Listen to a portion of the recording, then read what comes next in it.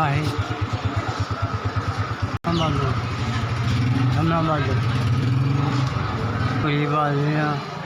तो इन्ना को मार लिया पीछा पिया मैं चलो देखिए हालात बड़े खराब ने छोटे छोटे बच्चे ने तो हो कुछ ही लैके मैं आ गया वहाँ तो कोई कोई यहो कोई हिसाब किताब नहीं पता लगता पे मैं लगो किधर जाना है किधर आना है कोई को उधार पैसे मंगन गया था उन्हें नहीं दिते पुराने छापड़ी ने थोड़े जे पे सन वही लैके तो मैं मार गया वहाँ 2000 रुपया किसी को मंगया सी उन्हें नहीं दिता तो वो रोटी खाधी जाती है इन्ने के पैसे नाल की बनता नहीं इन्ने को नहीं होंगे कई खा ले 2-250 रुपया बचता तो मैं आप खावा बच्चे को खवावा थोड़ा थोड़ा बचता तो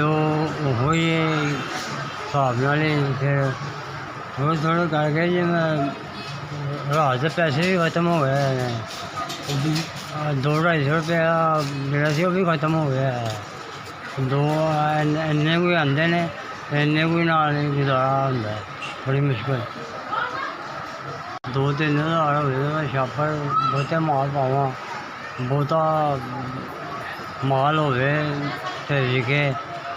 मैनू भी कोई दिहाड़ी लभे मैं कोई बच्चों भी जा खवावा तो आप भी खावा तो फिर ही कोई गुजारा होंदा है वक्त पास ही करते हैं जिसको तंग आ गया हूँ तो दिल कर अल्लाह मौत ही दे दे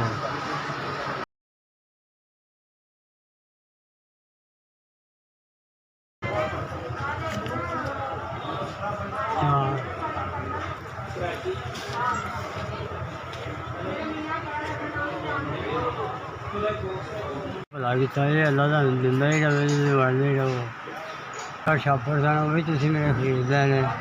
तो मैनू पता भी नहीं सी कि मैं कभी इन्ना हिसाब होए पता भी नहीं सी कि तुम मैनू 4000 रुपया दिता है मैं बड़ा खुश हाँ तो मैं तुहाडा बड़ा शुक्रगुजार हाँ मैं खड़ी जी दुआ होनी 4000 रुपया मैं किसी को मंगन गया था तो मैं नहीं दिता अज ही तुम छापर छुपर लैके देते ने तो बड़ी मेहरबानी जनाब तो मैं साड़ी दुआ भी दिंदा रहांगा तुहानू 4000 रुपया जो तुसीं मैनूं दिता है ना मैं